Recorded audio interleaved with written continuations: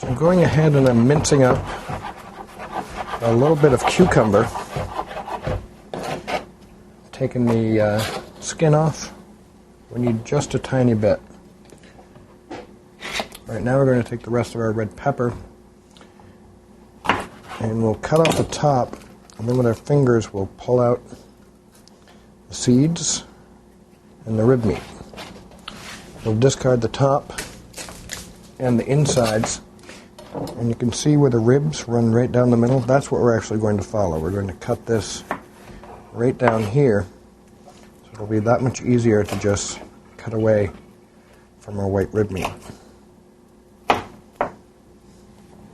Alright, once we've removed those, we'll come and cut these peppers into strips.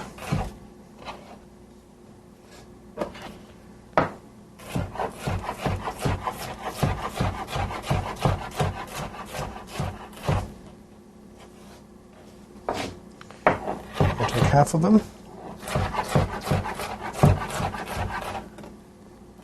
and we'll dice